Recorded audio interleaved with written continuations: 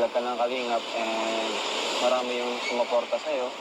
Ano? Maraming positive comments. Opo. Sobrang saya po eh. Opo. Maganda po. Mm, Hindi ko rin po inaasahang marami po talagang maroroon. oo. Kasi ano po eh, para lang naman po. Buti natuto kang buti ito yung naisip mo, nagawin dun sa perang binigay namin. Naisip mong magsimula ng kahit maliit na Opo. negosyo. Bakit yun ang naisipan mo? Para po ano po yung pera po is maparol po para po mas Oo. Opo. 13 ka pa lang, ang dami mo nang alam sa buhay gawin. So, yun, may bibigay pala ako sa'yo, Queen, mula sa mga taong nagmamahal sa'yo. So, yan, Queen, gusto ko lang marinig ang message mo para sa mga sumusuporta sa'yo. Ano po, thank you so much po sa nag-support po sa akin. Ano po talaga, sobrang saya ko po kasi ang dami po sa akin nag-suporta and wala po masyado po talaga ng babash. Maraming salamat. So, ito, pinabibigay ni Ruth Bates Mix Vlog. Ruth Bates Mix Vlog. Ayan, nagbigay po siya ng 5,000 para kay Queen. Sabi. 1, 2, 3, 4, 5. 5,000. Thank you po. Thank you po, Tita Rose, sa napakalaking pera.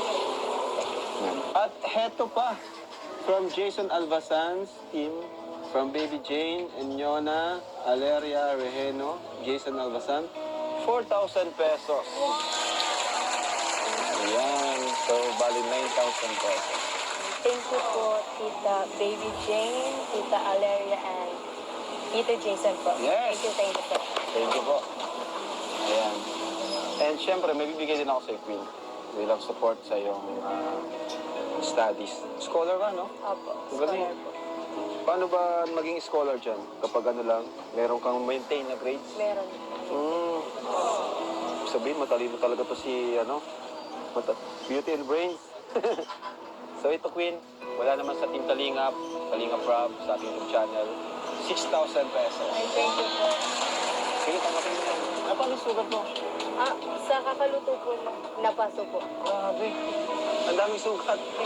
Kakaluto, napasok Opo, napaso. So, ayan po, total of 15,000 pesos ang kanyang natanggap. Ayun, vlog lang.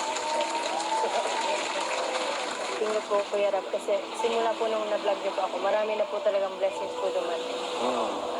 Isa yun nga, huwag ka lang magbabago. No? Kasi dito lang naman kami. And yun, kung may problema, sabi mo lang sa amin, kay Sir June. Kasi nakakontak ko naman si Sir June. Ayun, yung